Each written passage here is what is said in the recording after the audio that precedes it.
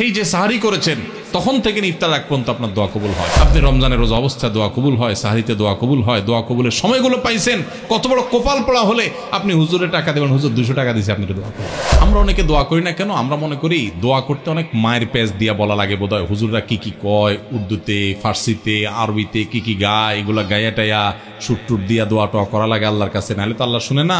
আমি তো এগুলো পারি না, এই জন্য টাকা দিয়ে দিচ্ছি, হুজুর আপনি করে দেন। আসলে কি তাই? মাহে রমজানে কখন কোন সময়গুলোতে দোয়া করলে দোয়া কবুল হয়? খুব সুন্দর প্রশ্ন। রমাদান মাসে একে তো সারাদিন রোজা রেখে পুরো দিনভর যে কোনো সময় দোয়া করলে দোয়া কবুল হয়। হাদিসে নবী সাল্লাল্লাহু আলাইহি সাল্লাম বলেছেন যে দুই ব্যক্তির দোয়া আল্লাহ তাআলা ফিরিয়ে দেন না। এর ভিতরে একজন হলো আস-সাইম হাত্তা ইফতার, রোজাদার ব্যক্তি ইফতারের আগ পর্যন্ত তার দোয়া কবুল হতে থাকে। সেই যে সাহারি করেছেন তখন থেকে ইফতার আগ পর্যন্ত আপনার দোয়া কবুল হয়। হাঁটতে চলতে ফিরতে আল্লাহর সাথে কথা বলেন, দোয়া করতে থাকেন, এটা একটা সময়। আর রমজান মাসে ইফতারের আগ মুহূর্তের সময়টা স্পেশালি দোয়া কবুল হয়। আর একটা সময় আছে ভোর রাত, এটা সারা বছরই দোয়া কবুলের সময়, কিন্তু রমজানে যেহেতু সুযোগটা বেশি আসে, সাহারি খাইতে আমরা উঠি, এই জন্য ভোর রাতে সাহারি খাইতে উঠলে একটু 2-5 মিনিট দোয়া করবেন। এটা দোয়া করার একটা দারুণ সময়। বেশিরভাগ মানুষ আমরা দোয়া করতে জানি না। আমরা দোয়ার কন্ট্রাক্টরই হুজুরদেরকে দিয়ে দিই, টাকা পয়সা দিয়ে দিই, হুজুর আপনি আল্লাহর সাথে বুঝায় নেন। আপনাকে যদি আমি সুযোগ দেই যে আপনি মাননীয় প্রধানমন্ত্রীর সাথে, প্রেসিডেন্টের সাথে সাক্ষাতের সুযোগ পাইলেন, আপনাকে ব্যবস্থা করে দেওয়া হলো, কেউ একজন সুযোগ করে দিছে আপনাকে যে হ্যাঁ আপনি ওনার সাথে সাক্ষাতের সুযোগ পাইছেন, আপনি চাইলে যাইতে পারেন, 10 মিনিট টাইম পাবেন, আপনার যা চাওয়ার চাইতে পারেন। কি বলেন? এটা শোনার পর সুযোগটা আপনি গ্রহণ করবেন নাকি বলবেন ভাই আমি তো আসলে অত সুন্দর করে চাইতে যেতে পারবো না, ঠিক আছে আপনি আমার পক্ষ থেকে চাইয়া দিয়ে আপনার আমি টাকা দিয়ে দিলাম? করবেন? কোনো পাগলও করবে না। করবে?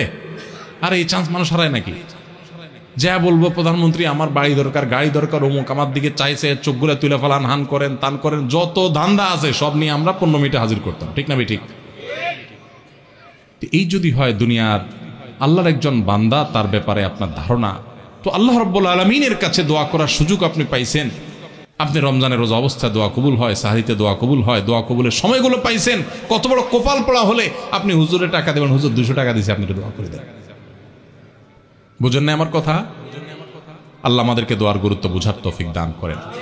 আমরা অনেকে দোয়া করি না কেন? আমরা মনে করি দোয়া করতে অনেক মায়ের পেজ দিয়া বলা লাগে বোধহয়। হুজুররা কি কি কয়, উর্দুতে, ফার্সিতে, আরবিতে কি কি গায়, এগুলো গায়া টাইয়া সুট টুট দিয়া দোয়া টোয়া করা লাগে আল্লাহর কাছে, নাহলে তো আল্লাহ শুনে না। আমি তো এগুলো পারি না, এই জন্য টাকা দিয়ে দিচ্ছি, হুজুর আপনি করে দেন। আসলে কি তাই? আল্লাহ কি এই সমস্ত মায়ের পেজ দেখে? আরে ভাই, যার মুখের ভাষা পর্যন্ত নাই, যে লোকটা বোবা, কিচ্ছু বলতে পারে না, ফেল ফেল করে শুধু চায়া থাকে, আল্লাহ তাআলা আলিমুম বিযাতিস সুদূর, আল্লাহ অন্তরের ভাষা পর্যন্ত বুঝেন। কোনো মায়ের পেজ দরকার নাই, শুধু চোখের পানি ফেলে মনে মনে আল্লাহকে আপনার কথা বলেন, আল্লাহ সেটাই কবুল করবেন ইনশাআল্লাহ। দোয়া করবেন না ইনশাআল্লাহ? কোনো কার্পণ্য করবেন না।